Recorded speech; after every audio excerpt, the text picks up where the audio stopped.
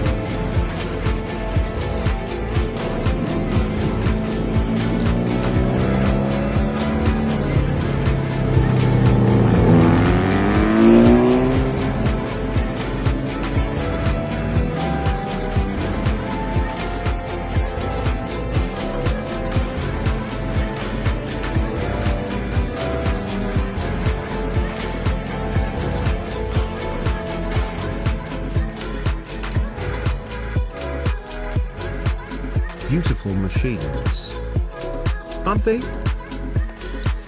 But if you think they are just twin sisters with the same face, same body, and same personality, you are way far from reality. At a far distance, they may seem similar, but each one of them has its own character. And all this is the work of only one motorcycles. But before I get to that, let's find out the differences between these two sisters. First of all, they are based on two different versions of the BMW R100. The green one was built from the RT model, and the silver from the RS. As you see, the main difference between these motorcycles is the swing arm, suspension, and the alloy wheels. Although the rear suspension on the RS version originally came with two shock absorbers, Johnny decided to create this structure.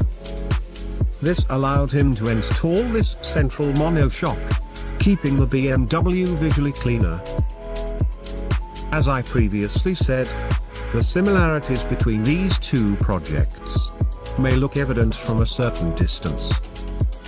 But the front and rear suspensions are completely different, as well as the brakes and the exhausts, which have a different configuration.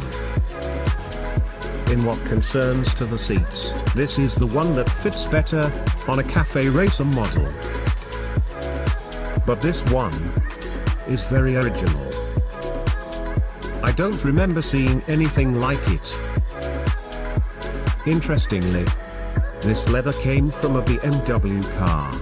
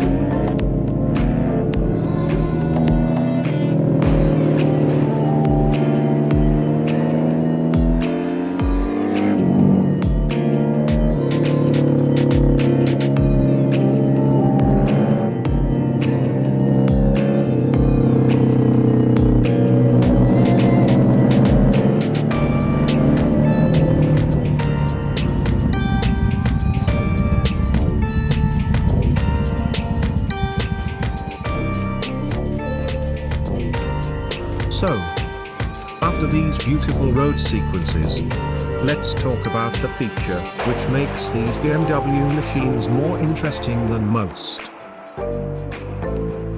I am obviously referring to these front fairings. I recognize that some of you may not like them.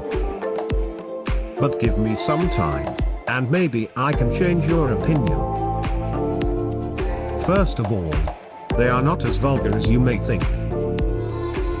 In fact, in 1973, BMW launched the BMW R90S, which came with a similar mini fairing.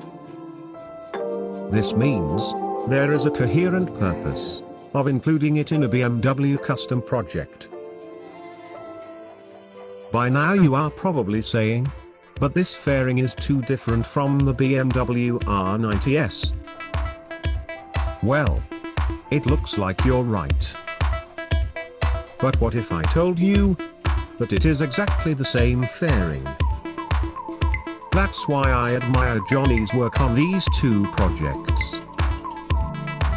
He really is a good eye. He bought the R90S replica fairing, which is sold by AirTech Streamlining, and modified it to create something much more clean and modern than it ever was. But this is not all. The alignment of the fairing with the fuel tank is simply perfect. In other words, the fairing's inner lines follow the fuel tank's exact shape. This is why these two parts seem so well connected. And this led me to one conclusion. This is the best mini fairing I've ever seen in a custom BMW R series. Johnny Wynn is really a very talented builder. And I am very glad I found these two beautiful projects and being able to show them to you.